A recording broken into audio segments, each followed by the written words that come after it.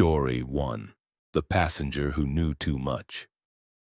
Daniel Crawford had been hauling cross-country freight for 29 years, and in all that time he'd maintained one absolute rule: never pick up hitchhikers. Not because he was callous or uncaring, but because the road had taught him that strangers carried risks he couldn't afford. But on a freezing February night in 2022, somewhere on Interstate 80 through Wyoming, Daniel's compassion overrode his caution, and he learned that some passengers carry knowledge that no living person should possess. The blizzard had started around 9 p.m., transforming the highway into a treacherous tunnel of swirling white. Visibility dropped to less than 50 feet, and the wind hammered Daniel's trailer with enough force to make him feel like he was wrestling the steering wheel rather than driving. He was hauling electronics from Sacramento to Chicago, running behind schedule because of the weather, and seriously considering finding a place to park and wait out the storm. That's when his headlights caught the figure standing on the shoulder. A man in a heavy coat, hood pulled up against the wind, arm extended with his thumb out. Daniel's first instinct was to pass by. His second instinct was guilt. In this weather, exposure could be fatal. He'd never forgive himself if he read about someone freezing to death on this stretch of highway after he'd driven past. Against every ounce of his better judgment, Daniel pulled onto the shoulder and stopped. The figure ran toward the passenger door and climbed in quickly, bringing a blast of freezing air and snow with him.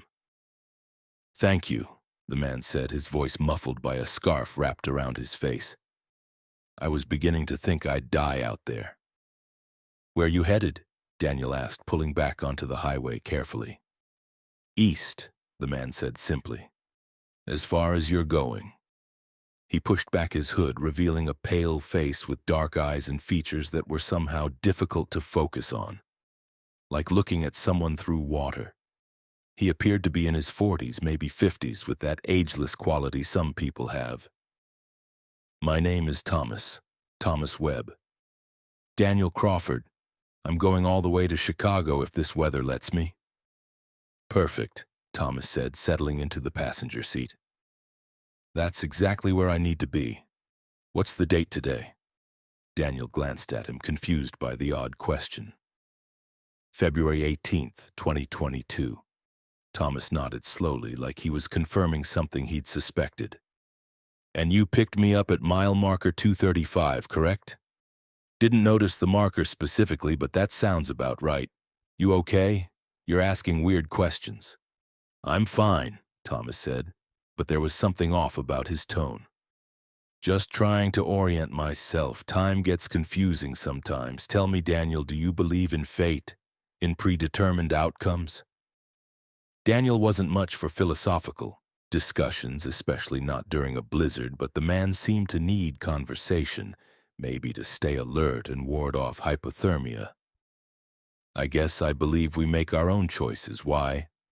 Because in 3 miles at mile marker 238, there's going to be a jackknifed semi blocking both lanes. Black ice caused it. The driver is unhurt but shaken. If you continue at your current speed, you'll come around that curve ahead and won't be able to stop in time. You'll hit the trailer at approximately 47 miles per hour. The impact will be survivable for you, but your cargo will be totaled, and you'll spend 6 weeks recovering from a broken collarbone and 3 fractured ribs." Daniel's hands tightened on the wheel. "What the hell are you talking about?" "I'm talking about what's going to happen in approximately 2 minutes and 40 seconds if you don't slow down right now. There's a jackknife truck ahead. I know because I've lived this night before. Multiple times. I'm stuck in a loop, Daniel, reliving the same stretch of highway, the same storm, and I keep trying to change outcomes. You're the first driver who's actually stopped to pick me up. Most drive past. They make it another 15 miles before a different accident claims them. Black ice, same storm system, 6 fatalities in a pileup. But you stopped. So now I'm going to try to save you from the accident ahead." Daniel wanted to laugh, to dismiss this as the ramblings of someone with hypothermia-induced confusion. But something about Thomas's certainty, The specific details made him ease off the accelerator. His speed dropped from 55 to 45, then to 35. You're telling me you're living the same night over and over? Since 2019, Thomas said quietly. 3 years, subjectively much longer. I died on this highway on February 18th, 2019. My car went off the road in a storm exactly like this one, exactly at this location. I've been trapped here ever since, watching the same night repeat with different drivers, different outcomes, all ending in tragedy. I'm trying to save people, Daniel. It's all I can do. The curve appeared ahead, the highway bending to the right. Daniel navigated it slowly, and his heart nearly stopped when his headlights illuminated the scene Thomas had described. A jackknifed semi blocked both lanes, the trailer at a 45-degree angle, hazard lights flashing weakly through the snow. If Daniel had been traveling at his previous speed, he would have had no chance to stop. He brought his truck to a halt about 100 feet from the wreck, hands shaking on the wheel. You knew. You actually knew that was there. I told you I've lived this night dozens of times. I know every accident, every hazard, every decision point. The driver of that truck is named Marcus Peterson. He's 47 years old, has 3 children, and he's terrified right now because he thinks he's about to be hit by another vehicle that can't stop in time. You need to radio this in. Get emergency services here before someone else comes around that curve too fast. Daniel grabbed his CB with trembling hands and reported the accident, giving the exact location and details. The dispatcher confirmed they'd send help. Daniel turned to Thomas, his mind reeling with questions, but before he could speak, Thomas continued. In 30 minutes, if we stay here, a pickup truck is going to come around that curve at 65 miles per hour. The driver is drunk. He'll plow into your truck and the chain reaction will kill 4 people, including you and Marcus. We need to move your truck to block the curve, hazards on, to force that pickup to slow down before he gets to the wreck. It's the only way to prevent those deaths. How can you possibly know? Because I've watched it happen. I've stood on this highway and seen you die, Daniel. I've seen it 15 different ways, depending on the choices made. Please just trust me. We have 28 minutes now. Move your truck.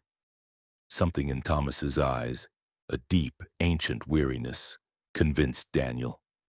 He repositioned his rig at an angle across both lanes about 200 yards before the curve, blocking the road, his hazard lights and high beams on. Then he got out with Thomas and set up emergency flares, creating a warning corridor that no driver could miss. They sat in Daniel's cab, heater running, waiting. Marcus Peterson had come over and they'd explained the situation to him. He was skeptical of Thomas's claims but grateful for Daniel's slow approach that had prevented a collision. The 3 of them waited in tense silence.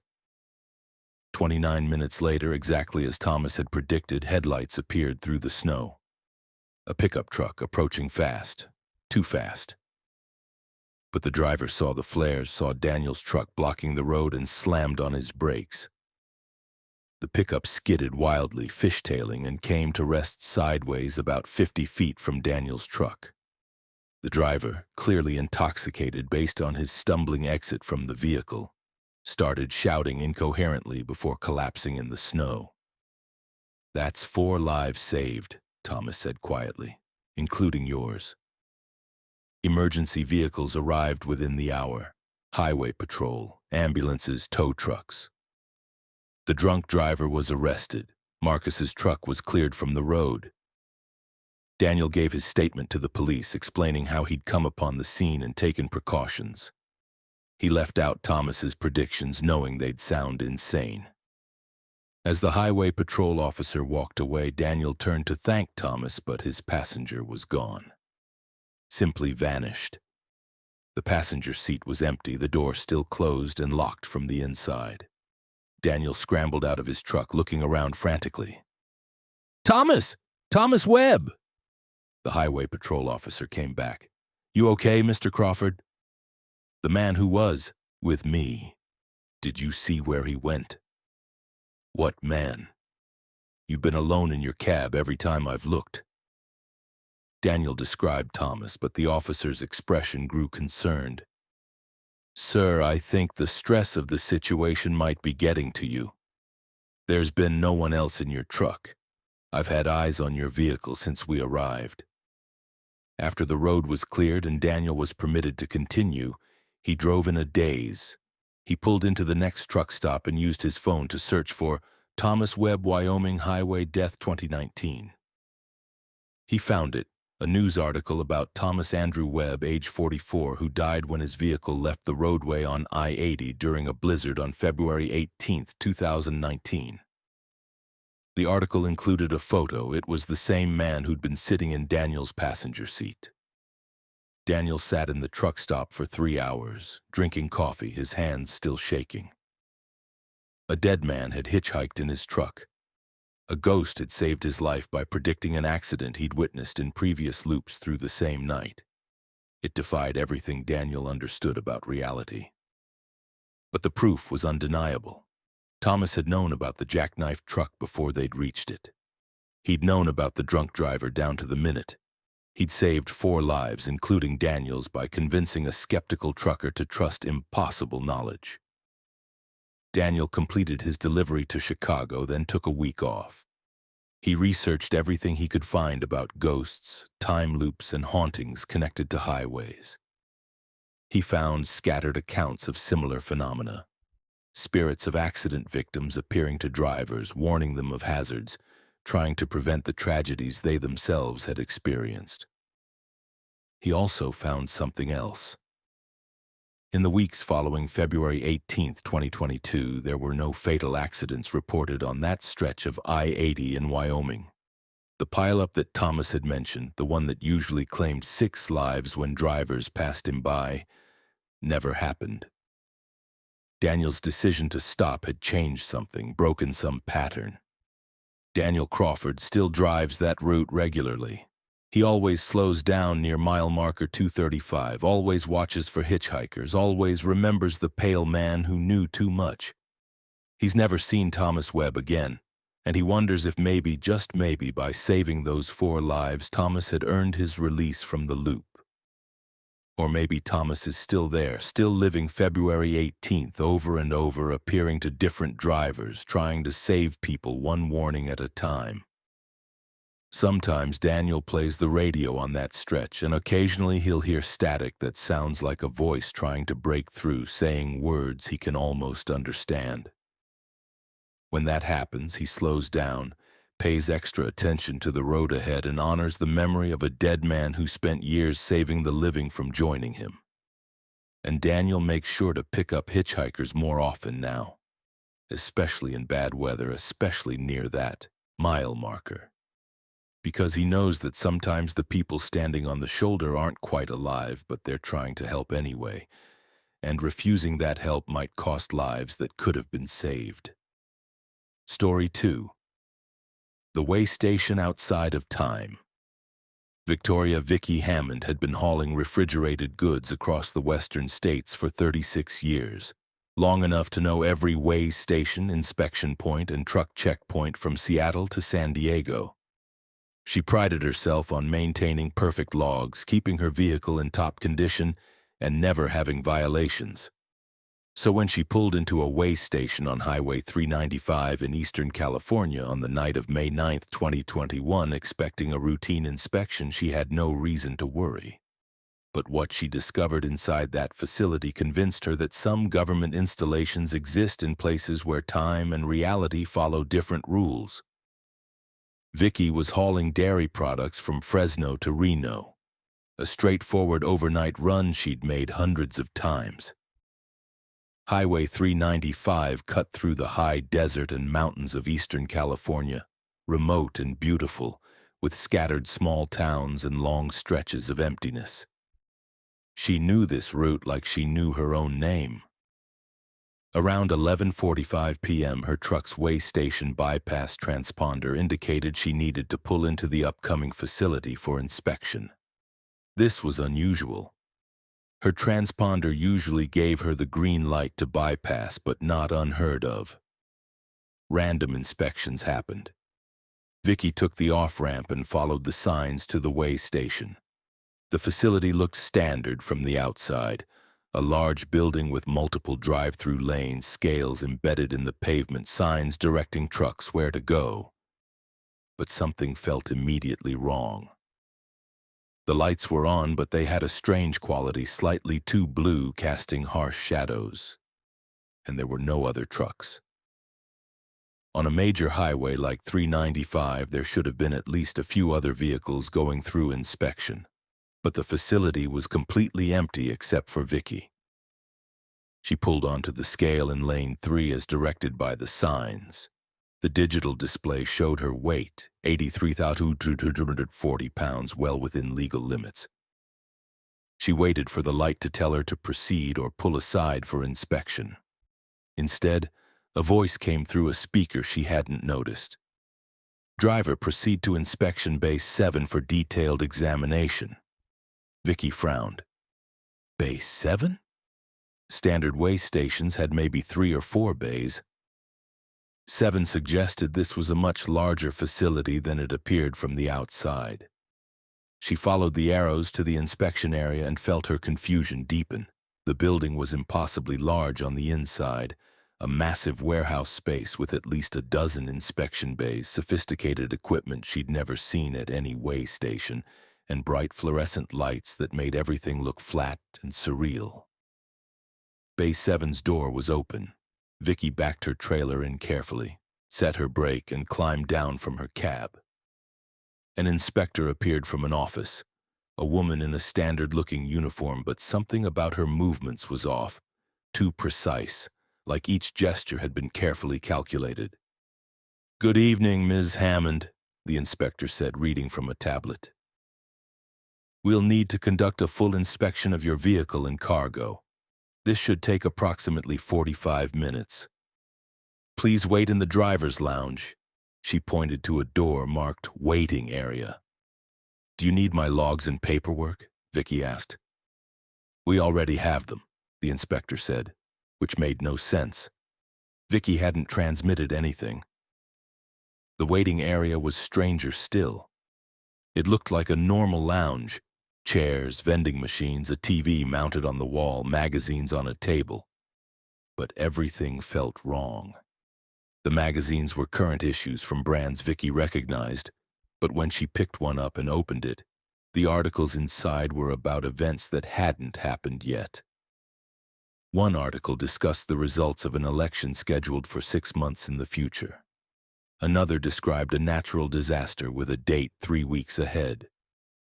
Vicky's hands trembled as she put the magazine down.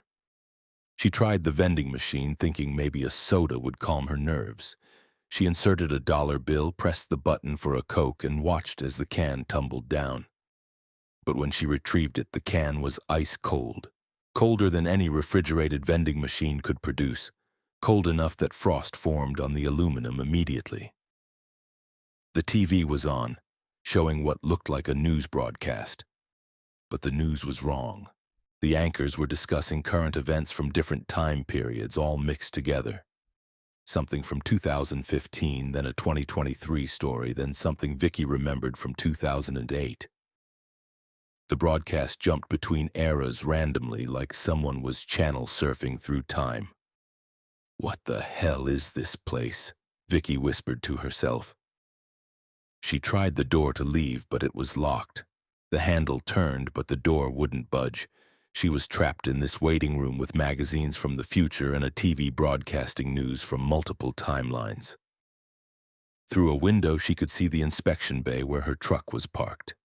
The inspector was doing something to the trailer, using equipment that looked more like laboratory apparatus than inspection tools. She was taking samples of the cargo, but she was also taking samples of the trailer itself, scraping metal, collecting air from inside, measuring things with devices Vicky couldn't identify. 45 minutes passed according to the wall clock. Then an hour. 2 hours. Vicky pounded on the door, shouting for someone to let her out. No one came. She tried her cell phone. No signal, and the time displayed on it was wrong, flickering between different hours, sometimes even different dates. Finally, after what felt like 3 hours, but might have been longer or shorter, Vicky's sense of time had become completely unreliable. The door unlocked with a click. The same inspector stood outside. "Your vehicle has passed inspection, Ms. Hammond. You're free to go. Thank you for your cooperation." Passed? What were you inspecting? And why was I locked in there for 3 hours? The inspector tilted her head, and Vicky saw something flicker across her face. An expression that wasn't quite human. Too symmetrical, too controlled. 3 hours? The inspection lasted 42 minutes within the estimated time frame. Your perception of duration may have been affected by the facility's temporal field. This is normal and temporary. Temporal field? What are you talking about? What is this place? This is Way Station Facility 395 North, operated under Department of Transportation jurisdiction. All inspections are routine and legal. You may proceed to your destination. The inspector's voice had taken on a mechanical quality, like she was reading from a script. Vicky wanted to argue, to demand real answers, but the inspector had already turned away, walking back toward the office with that same too precise movement. Vicky climbed into her truck, noting that her cargo seals had been replaced with new ones, official DOT seals, but the serial numbers were strange, containing letters and numbers in a sequence she'd never seen on any legitimate seal. She started her engine and followed the exit signs out of the facility. As she pulled back onto Highway 395, she checked her clock. According to her truck's systems, only 45 minutes had passed since she'd entered the way station. But Vicky's watch, an old mechanical watch that didn't rely on any electronics, showed over 3 hours had elapsed. And her fuel gauge showed a quarter tank less than it should have, as if she'd been idling for much longer than 45 minutes. Vicky drove straight through to Reno, delivered her cargo, and then pulled into a truck stop to rest. She couldn't rest. Her mind was racing with questions. She searched online for Way Station 395 North California and found nothing. There was no facility at that location according to any official source. The California DOT website showed only 2 way stations on Highway 395, neither of them where Vicky had stopped. She called her dispatcher. "Tom, I need you to check something for me. Did you get any inspection report from a way station on 395 tonight?" "Negative, Vicky. Your transponder log shows you bypassed the normal stations. No stop recorded." "That's impossible. I was pulled in for inspection, spent almost an hour there." "Your transponder data shows continuous movement along 395. No stops except for when you reached Reno. You feeling okay?" Vicky ended the call, her hands shaking. Either her transponder was malfunctioning or the facility she'd stopped at didn't exist in any official record. She examined the new seals on her trailer. They looked genuine, but those serial numbers kept bothering her. She photographed them and sent the images to a friend who worked in DOT seal manufacturing. The response came an hour later. "Where did you get these? Those serial numbers aren't from any current production run. The format looks like our seals, but the prefix codes don't exist in our system. Could be counterfeits, but really high-quality ones." Over the following weeks, Vicky became obsessed with understanding what had happened.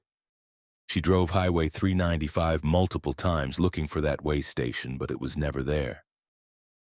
The location where she remembered pulling off was just empty desert. No structures, no roads. Not even old foundations or signs that anything had ever been built there.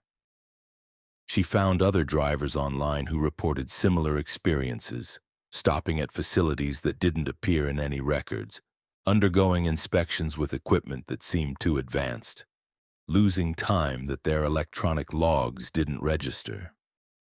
One driver claimed he'd stopped at a way station in Nevada and met inspectors who knew details about his life that weren't in any database.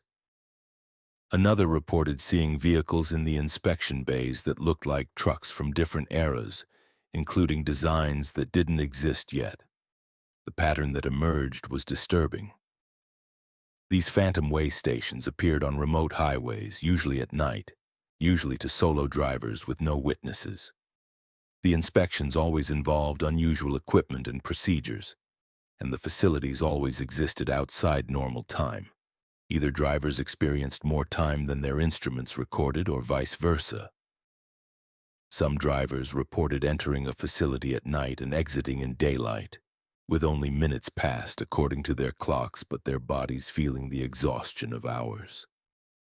Vicky contacted a researcher who studied anomalous phenomena, a professor at a small university who took her story seriously.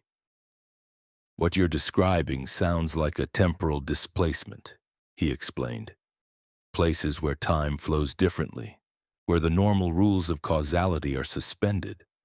Some theories suggest certain government facilities might be experimenting with time manipulation, and they'd need isolated locations to do it. Remote highway way stations would be perfect. Infrastructure already in place, legal authority to stop and inspect vehicles, built-in excuse for delays." But why? What could they possibly gain from inspecting trucks in a time-displaced way station? Maybe they're not inspecting the trucks. Maybe they're inspecting the drivers, testing how humans react to temporal fields, collecting data on perception and memory during time dilation. Or maybe, he paused, considering, they're looking for something specific, contraband that only exists in certain time frames, or tracking cargo that moves between temporal zones. It sounds like science fiction. But if the government has technology that can manipulate time, they'd need to monitor its effects on regular commerce and transportation. Vicky never got definitive answers. The way station never appeared again when she drove Highway 395, though she looked for it every time. But she noticed other things. Sometimes her delivery times would be off by hours in ways that made no sense. She'd arrive at destinations either earlier or later than possible given her documented route and speed. Other drivers started reporting similar temporal inconsistencies, always on remote highways, always when driving alone at night. And once, about 6 months after her experience, Vicky was going through her truck's maintenance records and found something impossible. According to the service logs, her truck had been inspected at a DOT facility on May 9, 2021 at 11:47 p.m. The inspection notes included details about her cargo, her equipment, and the condition of her vehicle. But the facility code listed was 395 NTF, which didn't correspond to any real location. And at the bottom of the report, in small print, was a single line. "Subject exhibited expected temporal perception variance. Monitoring continues." Victoria Hammond retired from long-haul trucking in 2023, 2 years earlier than she'd planned. She took a job as a dispatcher, working from home, coordinating routes for other drivers but never driving those routes herself. She still warns newer drivers about weird experiences on remote highways, tells them to trust their instincts if something feels wrong at an inspection facility, and advises them to keep old-fashioned mechanical watches as backup timekeeping devices. Because Vicky knows now that the highway infrastructure includes more than just roads and bridges and normal way stations. There are other facilities operating in the spaces between seconds, conducting inspections that measure more than weight and cargo. And sometimes, late at night when she's alone, Vicky looks at that inspection report with the impossible facility code, and she wonders if she's still being monitored, if that night at the way station outside of time marked her somehow, tagged her in a database that tracks people who've glimpsed the temporal experiments hidden in America's transportation system. Story 3. The Children on the Roadside. Frank Morrison had been driving the same route through rural Mississippi for 22 years, Highway 49 from Jackson to Hattiesburg, delivering auto parts to dealerships along the way. He knew every town, every landmark, every peculiarity of that stretch of road. But on a humid August evening in 2020, Frank encountered something on that familiar highway that shattered his understanding of reality. and left him questioning whether some spirits are trapped in endless loops, playing out their final moments for any driver unfortunate enough to witness them. The date was August 14th, a Thursday. Frank had left Jackson around 6 p.m., planning to make his deliveries and be home by midnight. The heat had been oppressive all day, but as evening fell, a thunderstorm rolled in from the west, bringing torrential rain and lightning that turned the drive treacherous. Frank slowed to 45 miles per hour, his wipers struggling to keep up with the deluge.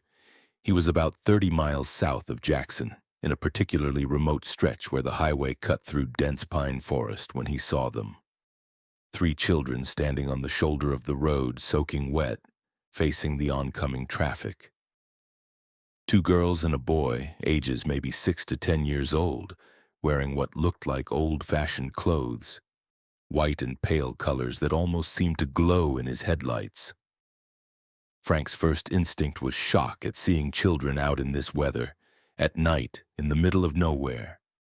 He slammed on his brakes, pulling onto the shoulder ahead of where they stood. He grabbed his jacket and jumped out, ready to help these kids who were clearly in serious trouble. But when he looked back toward where they'd been standing, they were gone. Just vanished. Frank ran back to the spot, rain hammering him, lightning illuminating the forest. "Hello, kids, where did you go?" Nothing, no response. No sign anyone had been there. The shoulder was gravel and mud. If 3 children had been standing there, there should have been footprints. There were none. Frank searched for 5 minutes, increasingly panicked, before climbing back into his truck.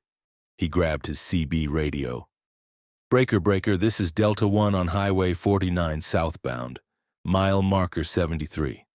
I've got 3 missing children last seen on the roadside. I need emergency services here now." The response came from a state trooper. "Delta 1, can you describe the children?" Frank did. The 2 girls in white dresses, the boy in light-colored clothing, their ages, their apparent distress. There was a long pause before the trooper responded, and when he did, his voice had changed, becoming quieter, more serious. "Delta 1, stay in your vehicle. Do not attempt to locate these children. Do not leave your truck. I'm going to give you some information, and I need you to remain calm.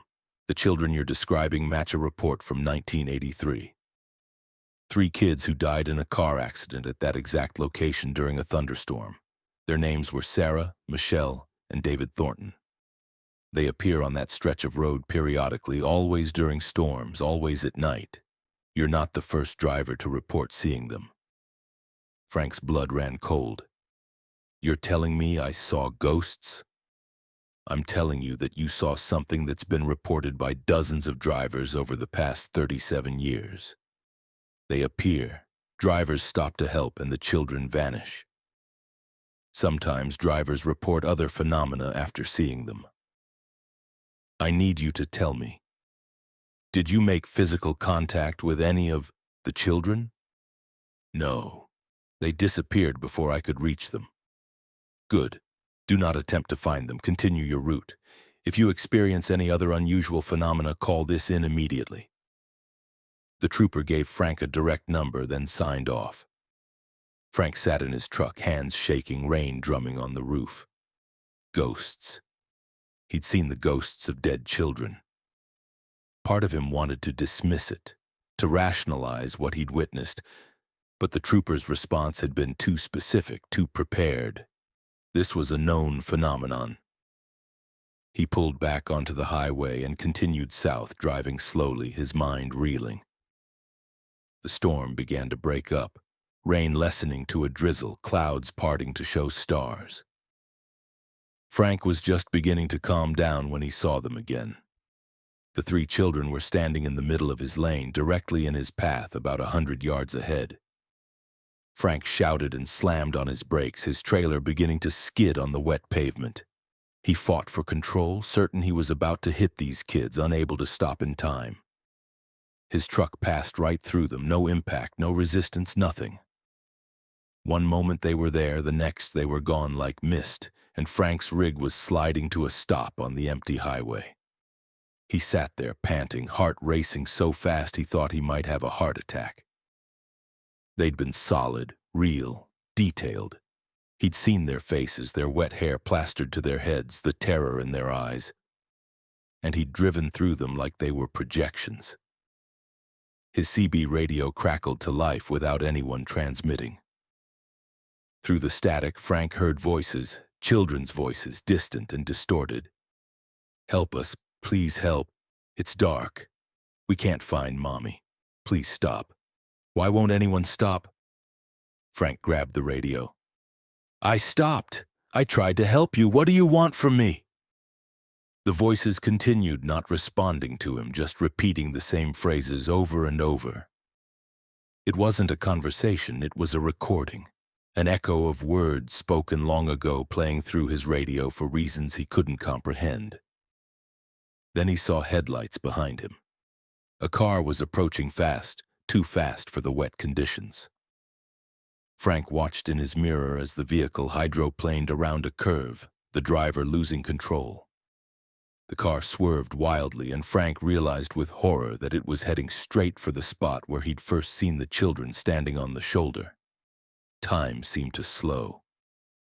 Frank watched the car leave the roadway, barrel down the embankment, and slam into a massive pine tree. The sound of the impact was horrific, metal crunching, glass shattering, the tree's trunk splitting. Then silence, broken only by the patter of light rain. Frank called 911, reporting the accident, then grabbed his first aid kit and ran to the wrecked vehicle. It was an older sedan, the front end crushed around the tree. The driver was unconscious but breathing, trapped by the crumpled dashboard. Frank did what he could, checked for bleeding, stabilized the driver's head, covered him with a blanket against the shock. Emergency vehicles arrived within 15 minutes. As the paramedics worked to extract the driver, a state trooper, the same one Frank had spoken with earlier based on the voice, approached him. "You're Delta 1, the driver who reported seeing the Thornton children?" "Yeah. They caused this accident. They appeared in the road, I nearly hit them, and then this car came around the curve too fast, trying to avoid." Frank stopped. The car hadn't been trying to avoid the children. The driver probably hadn't seen them at all. "Why are they here? What do they want?" The trooper looked at the accident scene, then at Frank. "The Thornton children died exactly here, August 14th, 1983. Car accident during a thunderstorm. Their mother was driving, lost control on the wet road, hit that same tree. Killed all 3 kids instantly. Mother survived. Every year on the anniversary, drivers report seeing the children. They appear on the roadside, walk into the road, cause near misses. And usually someone crashes at this exact spot like the original accident is replaying." "That's insane. Are you telling me ghosts cause real accidents?" "I'm telling you that on August 14th for the past 37 years, there's been at least one serious accident at mile marker 73. Sometimes fatalities. It happens every single year, always during or right after a storm. Whatever those children are, ghosts, echoes, some kind of temporal recording, they're connected to this location, and their presence seems to trigger accidents." Frank looked at the wreck, at the paramedics loading the unconscious driver into an ambulance. Is he going to make it? Probably. Injuries look serious but survivable. You called it in fast, got help here quickly. That saved his life. The trooper paused. "You know, most drivers who see the Thornton children panic, drive erratically, or stop in dangerous positions. You handled it well. Kept your vehicle controlled, didn't cause a secondary accident." "I saw them twice," Frank admitted. "Once on the shoulder, then in the middle of the road. I drove right through them. And I heard their voices on my CB asking for help." "The voices are the worst part," the trooper said quietly. "I've heard them myself 3 years ago when I responded to an accident here. Children crying for their mother, begging people to stop and help. It's an echo of their final moments playing on repeat. The mother was injured in the original crash, couldn't help them, and they died calling for her. That's what we're hearing, their last words, recorded somehow in this location, broadcasting on frequencies they shouldn't be able to access. Frank spent another hour at the scene giving his statement, helping where he could. The injured driver was transported to a hospital in Hattiesburg. Frank learned later that the man survived with a broken leg, fractured ribs, and a serious concussion. But he would recover. He'd been lucky. The exact same type of accident in the exact same tree had killed 3 children 37 years earlier. Before Frank left, the trooper gave him a piece of advice. If you drive this route regularly, avoid this stretch on August 14th from now on. Take a different highway, detour around it, call in sick, whatever you need to do. The phenomenon seems to peak on the anniversary. Other times of year, drivers occasionally report seeing the children, but August 14th is when they're most active, most solid, most able to affect the physical world. We can't explain it, can't stop it, can only warn people. Frank took that advice seriously. He altered his route permanently, adding an hour to his delivery schedule but avoiding Highway 49 between Jackson and Hattiesburg. He convinced his dispatcher to assign that run to someone else, citing personal reasons without explaining the truth. But Frank did his own research. He found the original accident report from August 14, 1983, in newspaper archives. The Thornton family, Mother Elizabeth driving, children Sarah, 8, Michelle, 6, and David, 10, as passengers, had been traveling to visit relatives when the accident occurred. The article described the scene in heartbreaking detail. The children had survived the initial impact but died before help arrived, trapped in the wreckage, calling for their mother who was unconscious in the front seat. They died from internal injuries and exposure during the hour it took for someone to find them on that remote stretch of highway. Frank also found something else. He compiled reports of accidents at mile marker 73 on Highway 49 going back to 1983. There had been 37 accidents on August 14th over the 37 years since the Thornton children died.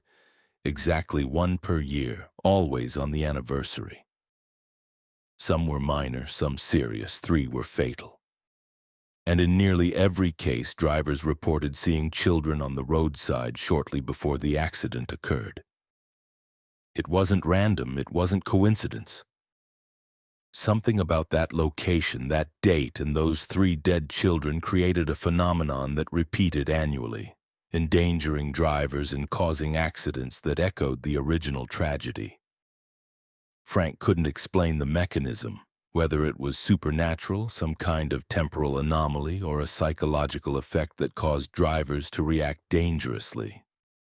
But the pattern was undeniable. Frank Morrison retired from trucking in 2022 at age 61, earlier than he'd planned.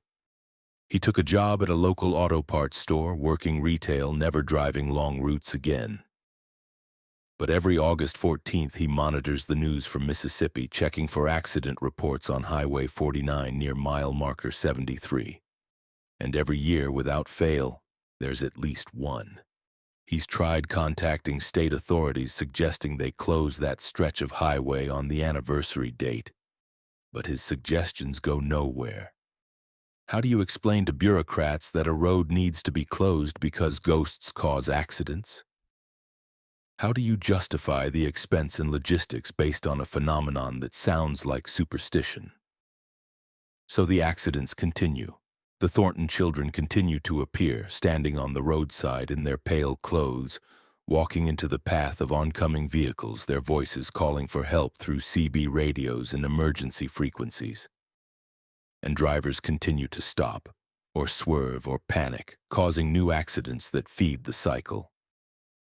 Frank still has nightmares about it, those small faces illuminated by his headlights, the terror in their eyes, the way they vanished when he tried to help. And he wonders if they know they're dead, if they understand they're trapped in an endless replay of their worst moment, or if they genuinely believe that each driver who sees them is a new chance for rescue that never comes.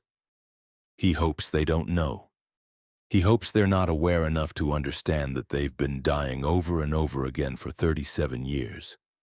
Will probably continue for 37 more, trapped on that dark highway until something breaks the cycle, or the road itself ceases to exist. Story 4. The Cargo That Screamed. Russell Grant had been in the freight business for 41 years, and in that time he'd transported every conceivable type of cargo, livestock, machinery, hazardous materials, precious metals, even classified military equipment. At 63 years old, Russell thought he'd seen everything. Then came the job offer in March 2019, a seemingly straightforward haul from a medical research facility in Albuquerque, New Mexico to a government installation outside Wichita, Kansas. The cargo manifest listed medical specimens temperature-controlled biohazard level 2, which seemed routine. Russell had transported similar materials dozens of times, but when his cargo began screaming at 3 a.m. on a deserted stretch of highway, Russell learned that some biological materials are more alive than shipping paperwork suggests. The pickup was scheduled for 6 p.m. at a nondescript building on the outskirts of Albuquerque. Russell arrived on time, backed his refrigerated trailer up to the loading dock, and waited while technicians in white coats loaded 6 large canisters into his trailer. The canisters were stainless steel, each about 4 feet tall and 2 feet in diameter, with biohazard markings and digital temperature displays. They were secured with excessive straps and padding, more than Russell had ever seen for similar shipments. A supervisor handed Russell the paperwork and a sealed envelope. "Instructions for the route," the man said. "Follow them exactly. Maintain temperature at precisely -20 Celsius. Do not open the trailer for any reason. Do not deviate from the prescribed route. If you experience any anomalies with the cargo, call this number immediately." He handed Russell a card with a phone number and nothing else. No name, no organization, just 10 digits. "What kind of anomalies?" Russell asked, but the supervisor had already turned away, heading back into the building without answering. Russell checked his refrigeration unit, locked at -20 as specified, and started the long drive northeast. The route instructions were oddly specific. Take Highway 40 east through Texas, no stops except for fuel at 3 designated stations, no overnight parking, no rest stops, continuous driving with only brief pauses. It was a punishing schedule for a solo driver, but the pay was triple his normal rate, so Russell didn't complain. The first 5 hours were uneventful. Russell crossed into Texas, fueled at the first designated station, and continued into the night. The panhandle stretched flat and empty around him, the road straight and hypnotic. His refrigeration unit hummed steadily, temperature holding at -20 degrees exactly. At 2:47 a.m., according to his dashboard clock, Russell heard the first sound. A thump from inside the trailer, muffled but distinct. Then another. He checked his monitoring system. Temperature stable, no alerts, trailer structurally sound. Another thump, harder this time. Russell tried to rationalize it. Cargo shifting, thermal expansion and contraction, perfectly normal. But then he heard something that made his blood freeze. A sound that was unmistakably a voice. Muffled, distorted by the trailer walls and the refrigeration noise, but definitely a voice. And it sounded like it was screaming. He grabbed his phone and called the number he'd been given. It rang 7 times before a woman's voice answered. "Incident line, go ahead. This is Russell Grant, driver for the Albuquerque to Wichita run. My cargo is making sounds, like screaming." "Define screaming, Mr. Grant." "I mean screaming, like a person in distress. What the hell am I transporting?" There was a pause, the sound of typing. "Mr. Grant, the cargo is biological specimens in suspended animation. What you're hearing is likely cavitation noises from the cryogenic fluid or the refrigeration system under stress. This is normal. Continue your route." "It doesn't sound like cavitation. It sounds like someone—" "Mr. Grant." The woman's voice became firmer. The specimens are not conscious. They cannot vocalize. What you're hearing is mechanical noise. Do not stop. Do not open the trailer. Continue your route. These instructions are for your safety as well as the cargo's security. Acknowledge. Russell wanted to argue, but something about the woman's tone made it clear that arguing was pointless. Acknowledged. Continuing route. He ended the call, but the sounds from the trailer intensified. Multiple voices now, overlapping, some screaming, some making sounds that didn't seem human. Clicks and whistles and low-frequency moans that Russell felt in his bones more than heard. And underneath it all, a rhythmic thumping, like multiple somethings beating against the interior walls of the trailer. Russell turned up his radio to drown out the sounds, but even at full volume he could hear them, feel them through the connection between his cab and trailer. Whatever was back there was alive, conscious, and in distress. The official explanation of suspended animation was clearly bullshit. These things were awake, active, and trying to get out. At 3:15 a.m., his refrigeration unit alarm blared. The temperature in the trailer was rising. -18, -15, -10. Russell immediately stopped and checked the unit. It was running at full capacity, compressor straining, but the temperature continued to climb. Whatever was inside the canisters was generating heat, overwhelming the cooling system. The screaming got louder. Russell could now hear distinct words through the cacophony, though the language was nothing he recognized. And then he heard English, fragmented, distorted, but understandable. "Let us out. Burning. Help. Help. Help." Russell ran back to his cab and grabbed his phone, calling that number again. "The temperature is failing. It's up to -5 and still climbing. The cargo is screaming in English. What the hell am I hauling?" "Mr. Grant, remain calm. The specimens are programmed with linguistic patterns. They're not conscious. They're responding to thermal stress with pre-programmed vocalizations designed to test emergency response systems. This is part of the research protocol." "That's insane. I hear people begging for help." "They're not people, Mr. Grant. The specimens were never people. They're biological constructs grown for research purposes. They have vocal capabilities but no consciousness, no awareness. Like a recording device that plays distress calls when triggered by temperature changes. Now, the temperature rise is concerning. We're rerouting emergency support to your location. What's your current mile marker?"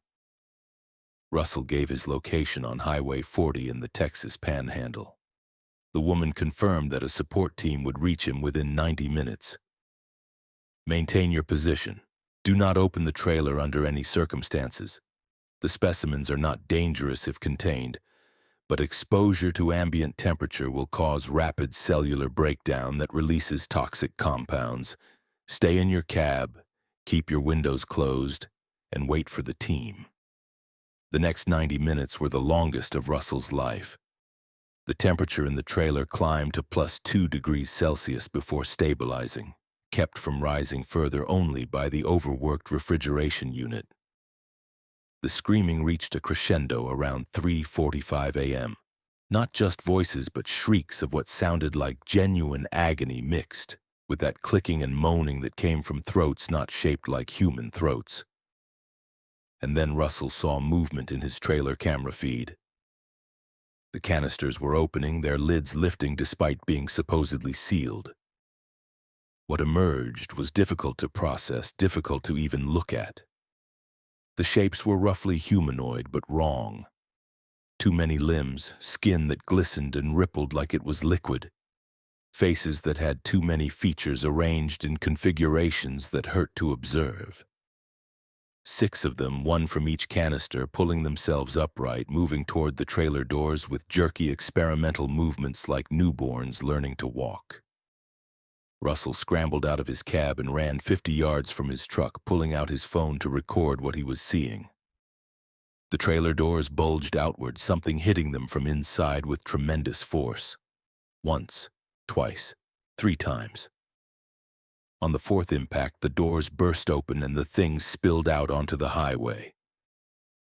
They moved like spiders, using all their limbs to scramble across the asphalt. Their screaming had changed to something else, chittering, communicating with each other in that clicking language. In the red glow of Russell's taillights, they looked like something from a nightmare, biological impossibilities that should not have been able to exist. Then they began to break down. Their skin blistered and sloughed off, exposing muscle and internal structures. They screamed again, genuine pain in those sounds, and tried to crawl back toward the refrigerated trailer, seeking the cold they needed to survive. But the damage was done. Within minutes, they collapsed into pools of rapidly decomposing biomass, their screams fading to wet gurgles and then silence. Russell watched in horror as the 6 creatures dissolved into puddles of organic matter that steamed in the cold March air. The smell was indescribable, chemical and organic combined, like burning plastic mixed with rotting meat. He backed further away, gagging, his camera phone still recording the whole nightmare. Headlights appeared from both directions, multiple vehicles converging on his location with frightening speed. The promised support team arrived in black SUVs and a large containment truck. Personnel in full hazmat suits immediately went to work, spraying the remains with some kind of foam that seemed to accelerate the decomposition, turning the biomass into an ash-like substance that they swept up and sealed in containers. A man in a suit approached Russell. No hazmat protection, just an ordinary business suit. "Mr. Grant, I need your phone, please." "What? No. I recorded everything. This is proof." "Proof of what? That you were transporting biological research materials that deteriorated due to refrigeration failure?" "That's all this is, Mr. Grant, a transport accident. Unfortunate, but not extraordinary. Your phone, please. We'll compensate you for it." Russell knew he had no real choice. These people had authority beyond anything he could challenge. He handed over his phone. The man took it, removed the memory card, and dropped the card into a small device that flashed with light. Some kind of degausser that magnetically wiped the data. Then he handed the phone back, now useless except for making calls. "You'll be compensated for the lost cargo plus a substantial bonus for dealing with difficult circumstances. Your trailer will be decontaminated and returned to you. The refrigeration failure was not your fault. The specimens generated more thermal output than projected. But I need you to understand something very clearly, Mr. Grant.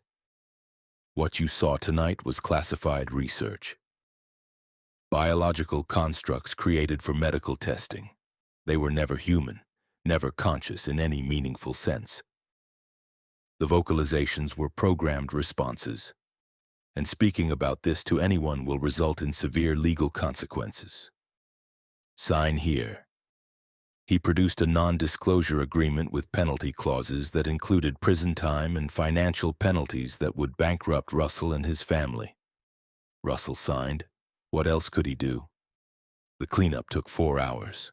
By dawn, every trace of the incident had been removed. Russell's trailer was steam-cleaned and sanitized so thoroughly that it looked factory new inside.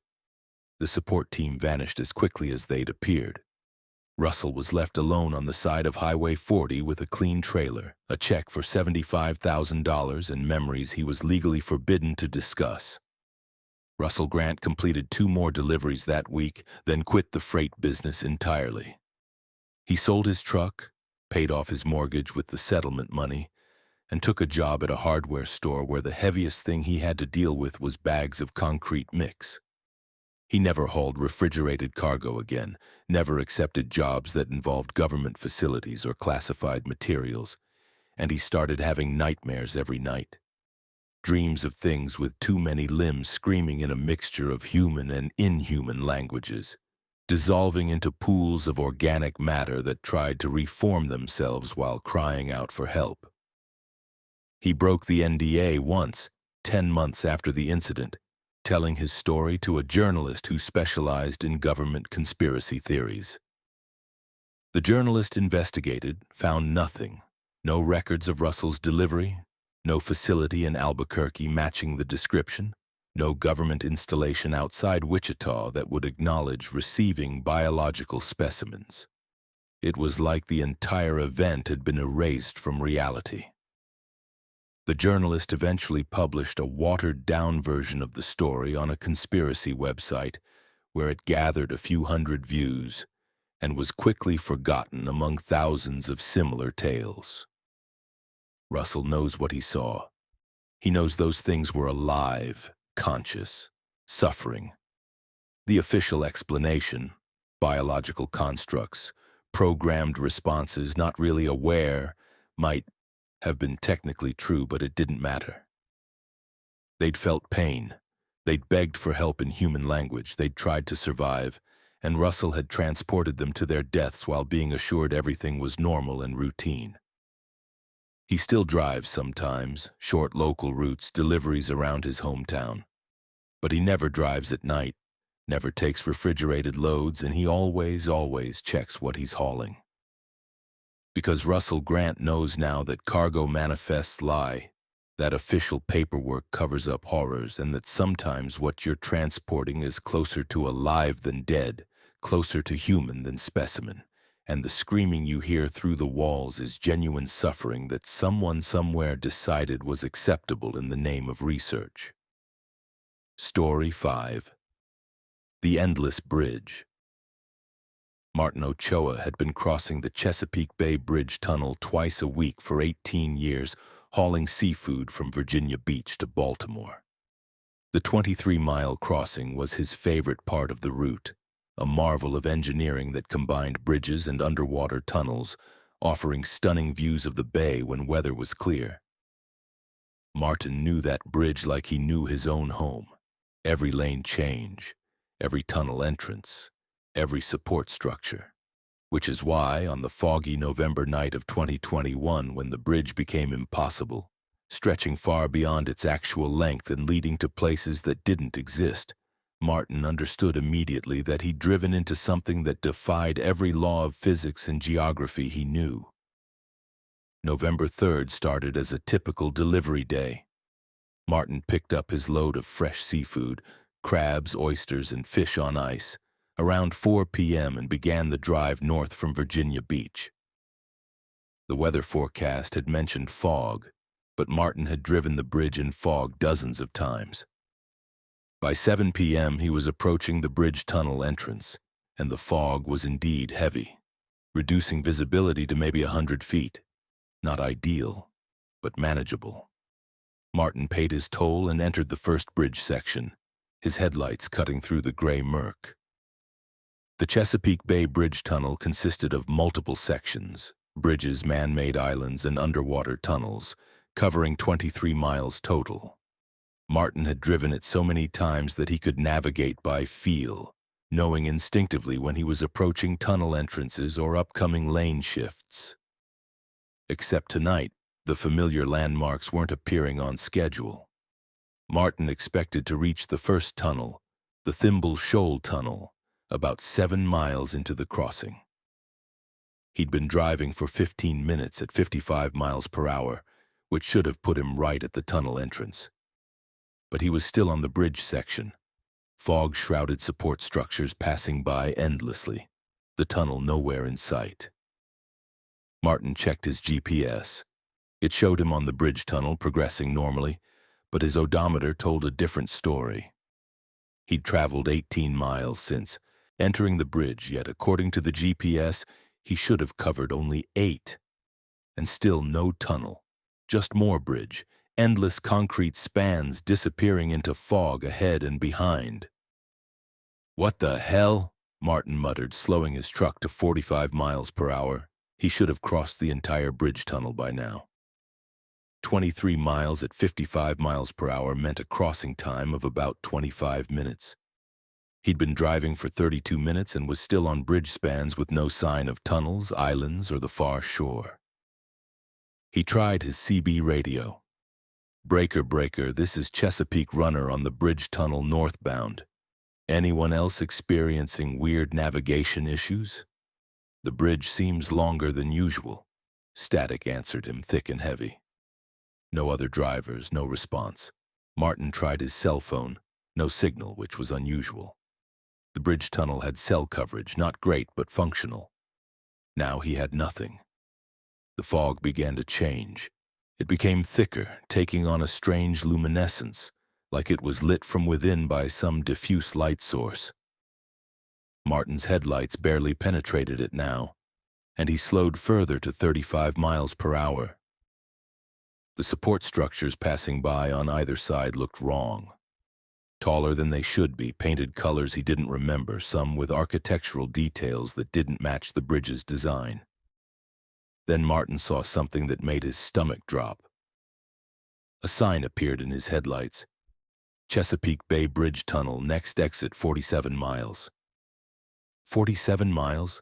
The entire structure was only 23 miles long. This was impossible. Martin pulled over to the narrow shoulder, a dangerous move on the bridge, but he needed to stop and process what was happening.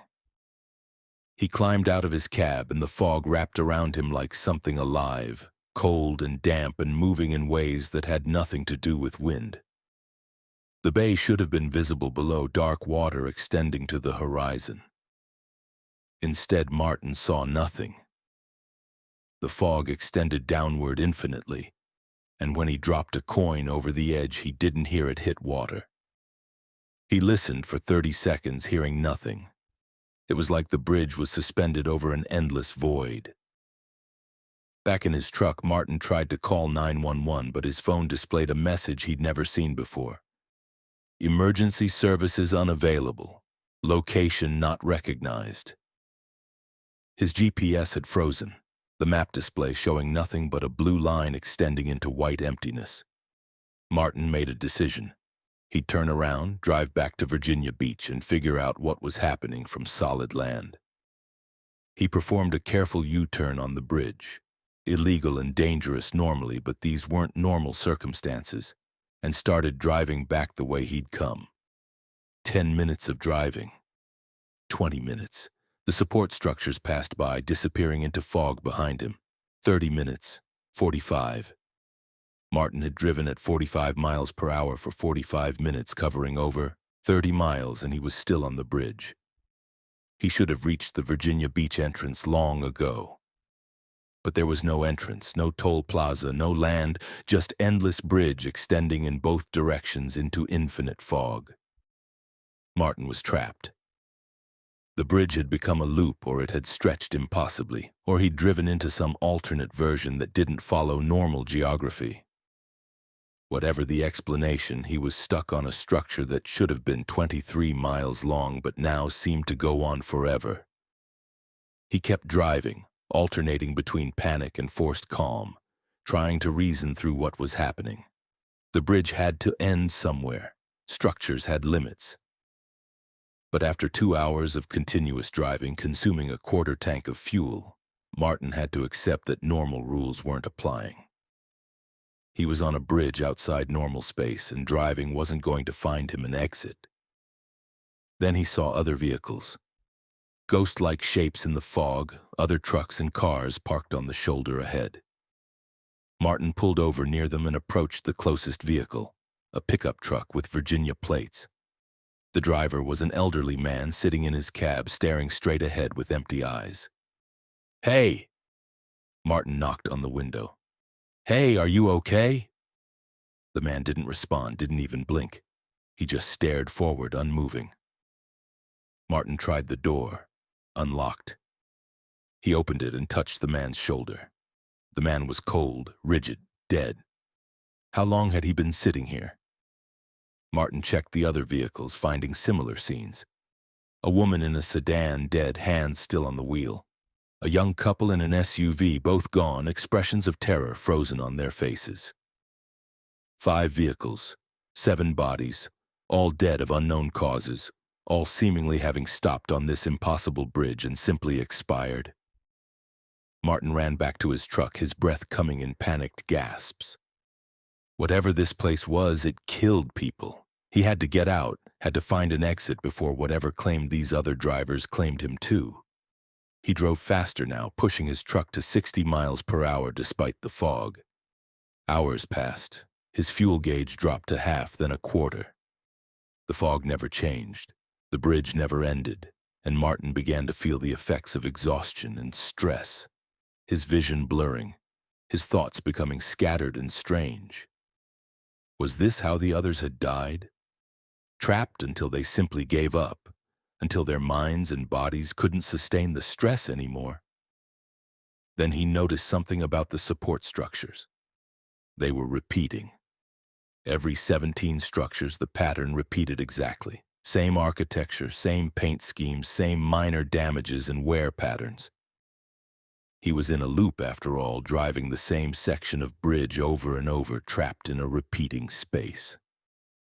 Martin stopped his truck and got out, examining the structure carefully. If this was a loop, there had to be a seam somewhere, a place where the reality bent back on itself. He walked along the shoulder, studying every detail.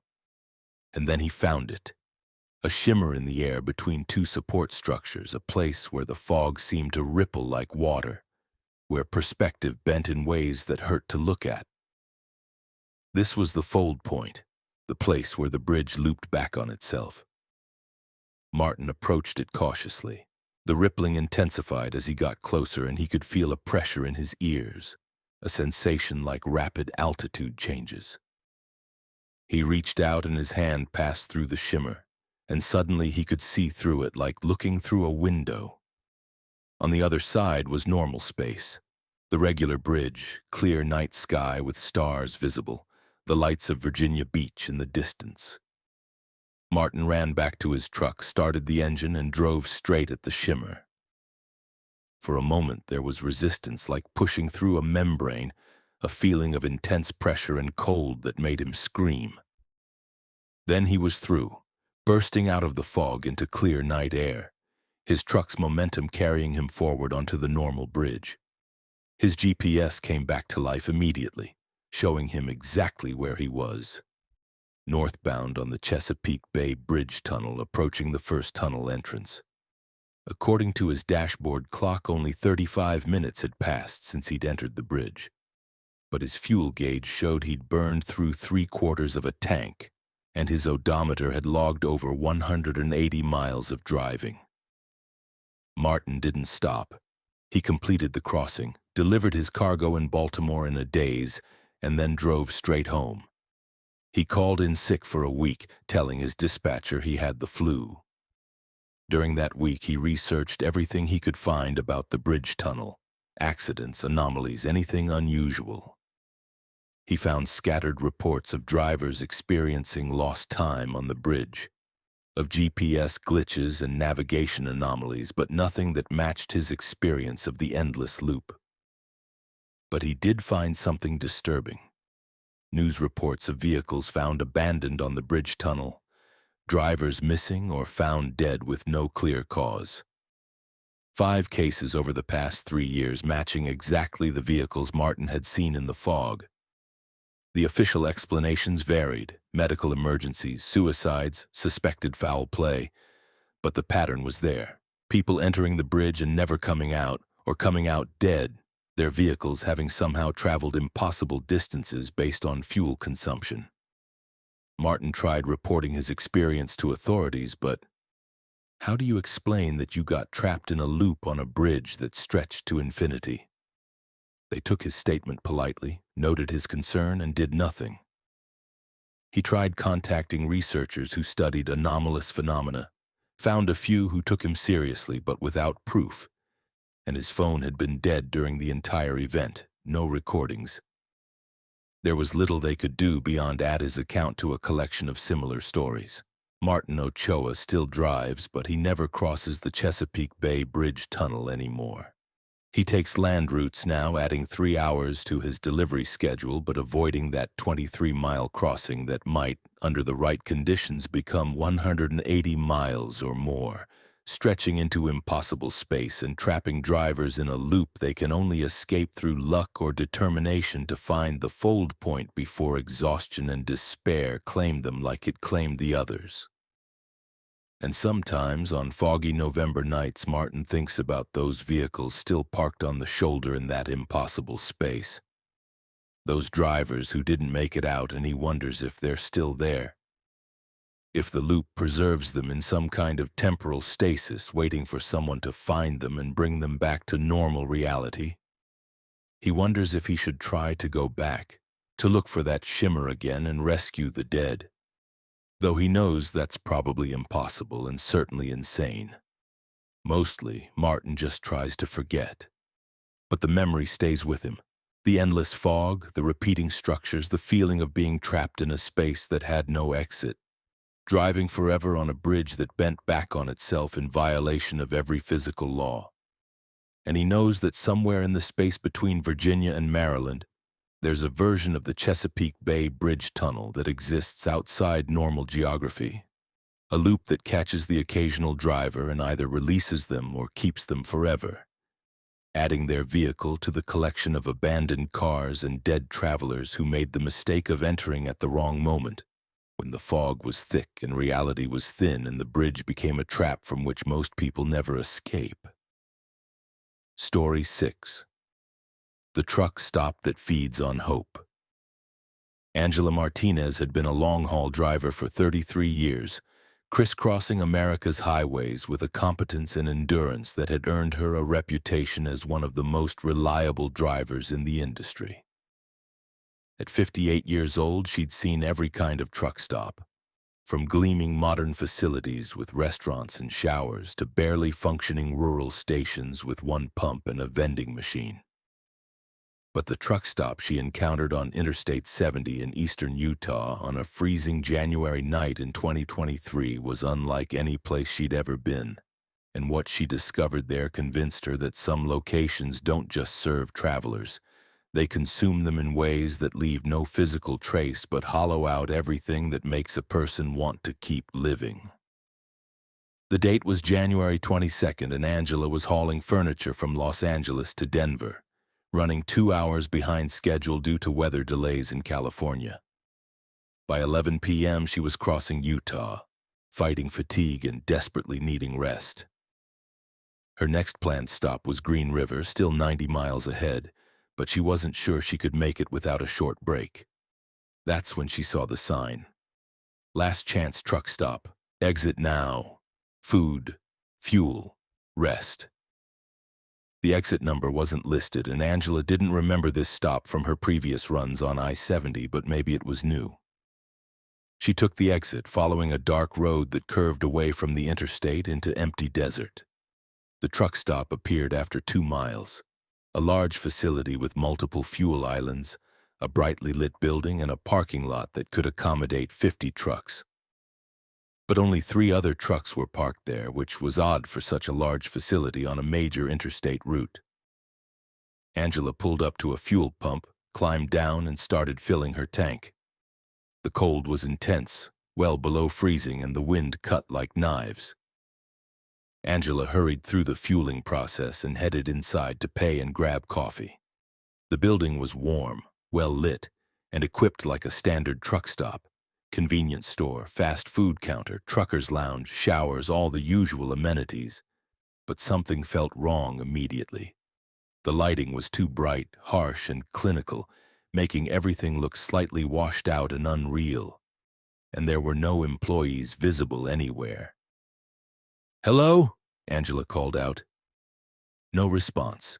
She walked through the store, past aisles of snacks and supplies, past the food counter where burgers sat under heat lamps, but no one worked the register. "Is anyone working here?" A voice came from behind her, startling her. "They're always working here.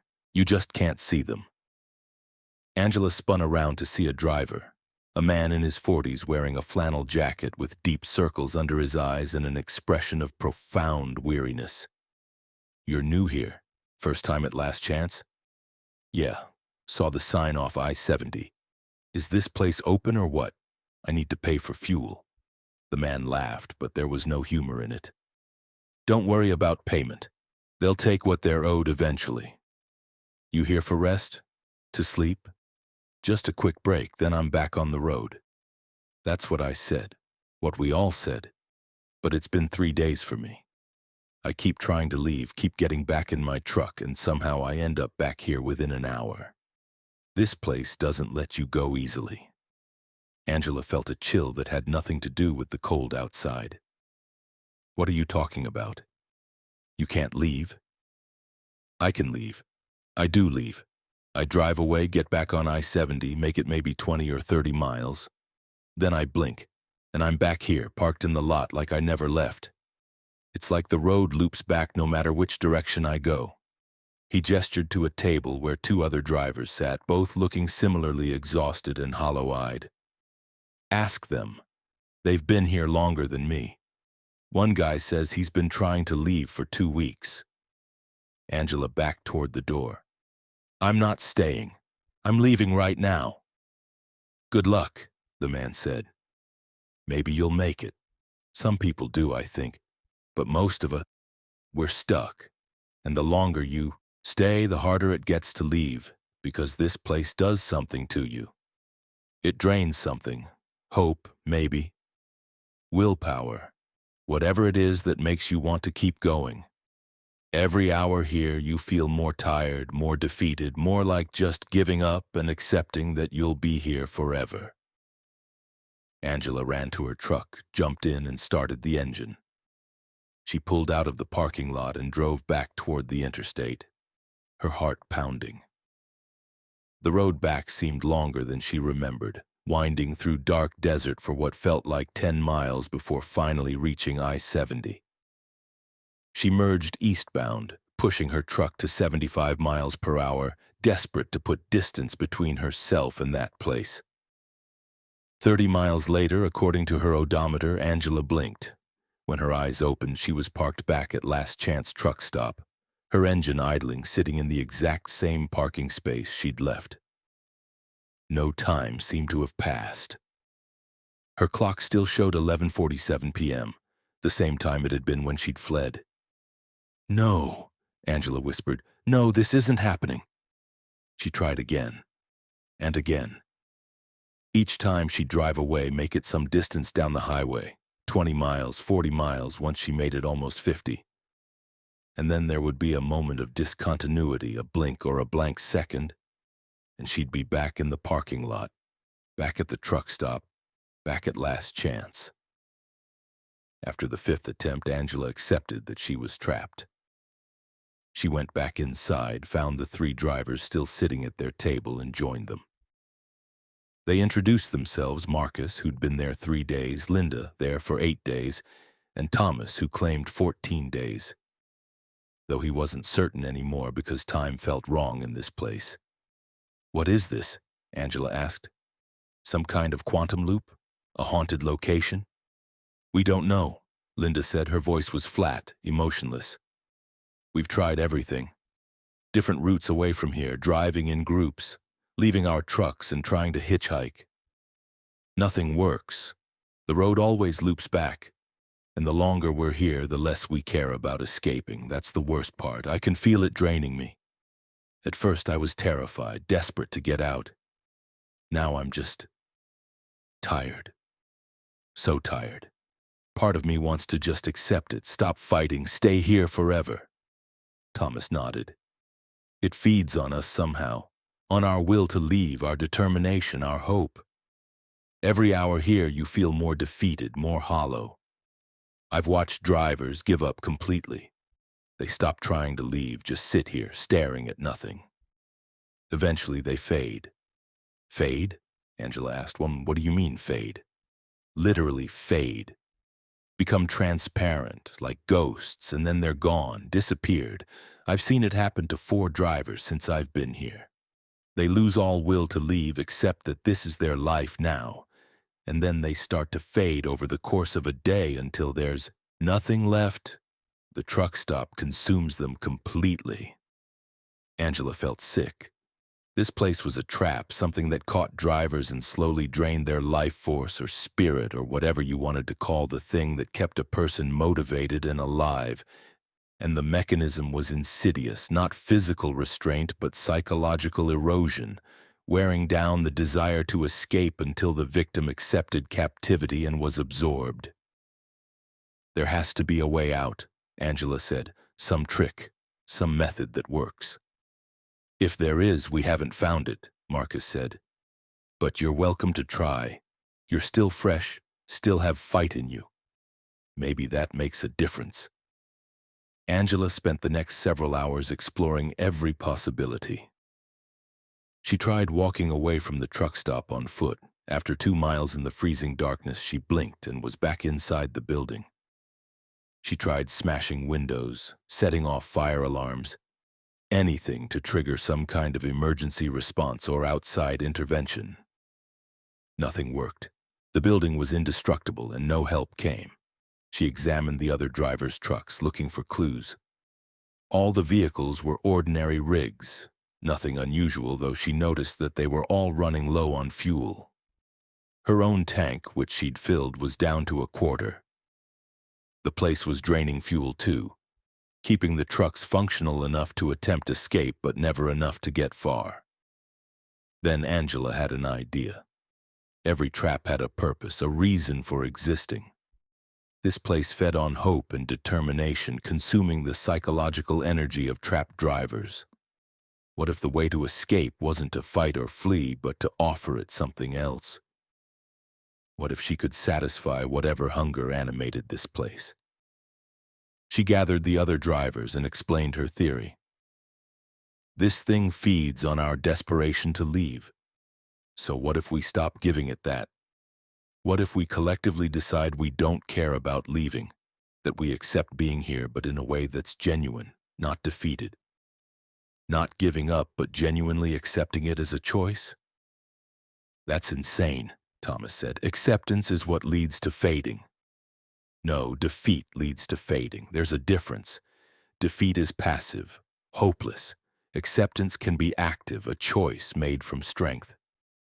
What if we choose to stay, really commit to it mentally, and in doing so, starve this place by not feeding it our desperation?"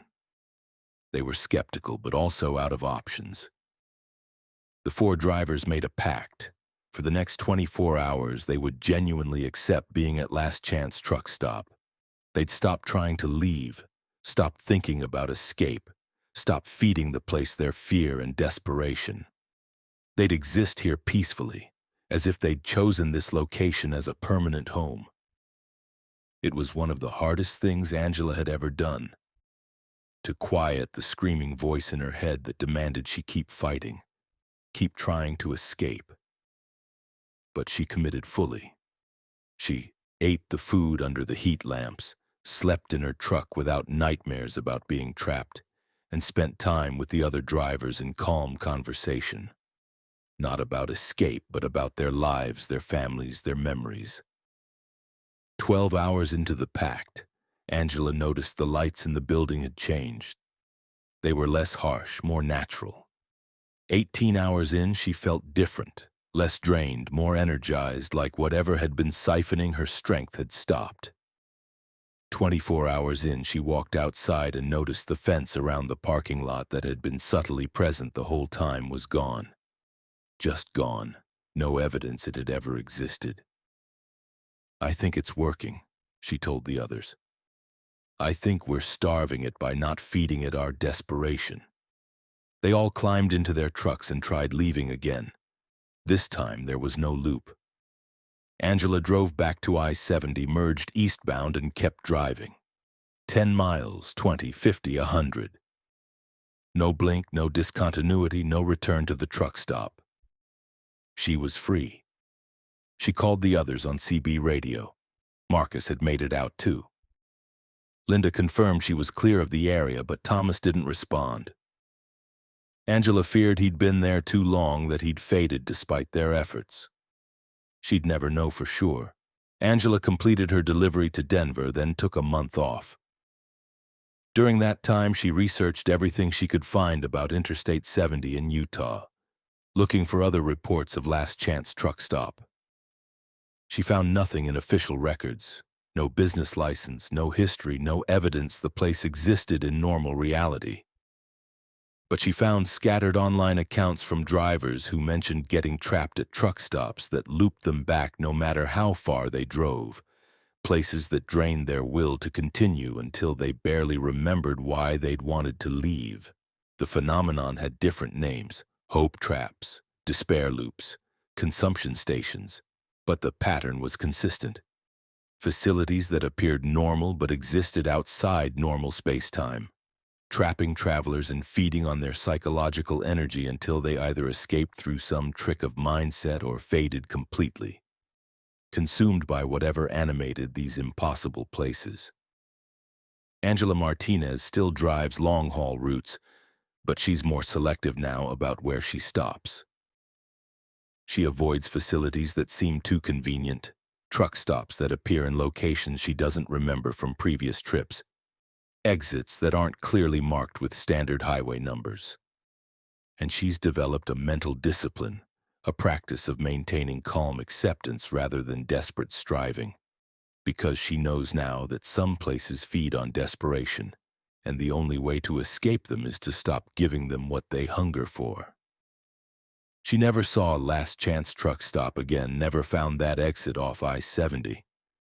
But Angela knows it's still there, waiting for the next tired driver who needs rest and makes the mistake of taking an exit that leads to a place designed to keep them forever, slowly draining away their hope and will until there's nothing left but an empty truck in a parking lot and no sign of the driver who'd been fighting so hard to get back on the road and complete their journey home. Story 7. The Voice from the CB.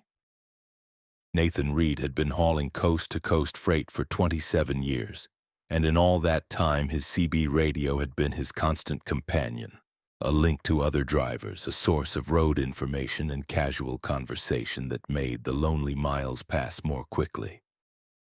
Nathan had heard every kind of CB chatter imaginable: truckers sharing weather updates and traffic warnings, night conversations that ranged from philosophical to profane, occasional pranks and harassment, even a few emergencies where the CB network coordinated rescue efforts. But on a clear October night in 2022, while crossing the empty expanses of West Texas on Interstate 10, Nathan's CB picked up a transmission that should have been impossible. A voice calling for help from a driver who'd been dead for 38 years. And the longer Nathan listened, the more he became convinced that some frequencies carry signals from places where time has no meaning, and the past bleeds through into the present, broadcasting desperate messages that no one can help with but everyone can hear. October 9th, 2022 started as an unremarkable day. Nathan picked up a load of electronics in Phoenix, Arizona, heading for Houston, Texas, a straight shot east on I-10 through some of the most desolate terrain in the country. By 9 p.m., he was deep in West Texas, that empty stretch between El Paso and Fort Stockton where civilization consisted of scattered ranches and the occasional tiny town where the highway ran straight for dozens of miles and the only company was the occasional truck or passenger vehicle passing in the darkness. Nathan's CB radio had been quiet for hours, so when it crackled to life around 10:47 p.m., he was grateful for the company. But the voice that came through wasn't like normal CB chatter. It was distorted, stretched out, with a quality that reminded Nathan of old recordings played at the wrong speed. Breaker, and this is red line on I-10, westbound near mile marker 187. I've got a situation here. My trailer's, it's disconnected, jackknifed. I can't request assistance. I can't. The transmission broke up into static, then continued. It's so cold. Why is it so cold? And I can see them coming. Why are there so many lights? Request emergency assistance. Red line, mile marker 187, westbound. Nathan grabbed his CB microphone. Red line, this is Longshot on I-10 eastbound. I copy your distress call. What's your situation? Are you injured? Static answered him. Then the voice came back, ignoring Nathan's questions, continuing its original message, like a loop. Breaker, breaker. This is Red Line, on I-10 westbound, near mile marker 187. The same message, word for word, with the same pauses and distortions. Nathan realized he wasn't hearing a live transmission. He was hearing a recording, something broadcast